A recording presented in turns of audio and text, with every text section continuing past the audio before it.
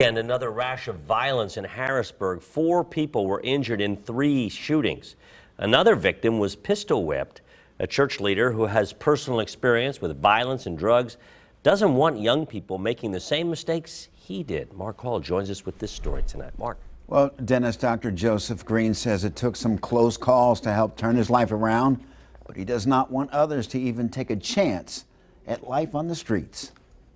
Dr. Joseph Green is the senior pastor at St. Paul's Missionary Baptist Church in Harrisburg. He's well aware of the impact of violent crime. When you're involved in drugs and all kind of street politics, as they call it, you always get into confrontations. Green was no street drug dealer. He was a heavyweight supplier, and the risks and threats came from all directions. Dr. Green says the street game never sleeps, and it was tough to get a good night's rest. There were several times when I was in a kill or be killed situation. At one point in time, there were threats being made to my life, and of course, I wasn't going to go down without a fight. So I got myself prepared for the war.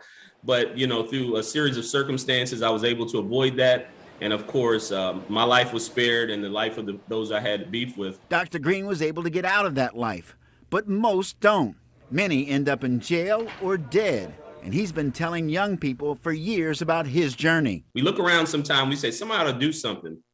And then we look in the mirror and we realize that somebody has to be us. Dr. Green plans to relaunch his mentoring program called the Josiah Project. It's an outreach effort that encourages kids and older teens to avoid the streets. He says others need to do their part. One way or another, you're going to deal with other people's children, so it's better for us to convince ourselves that if we deal with them on the front end and try to love them and try to show them a better way, that you're going to do it on the back end, and a lot of times it's negative when we get to that place.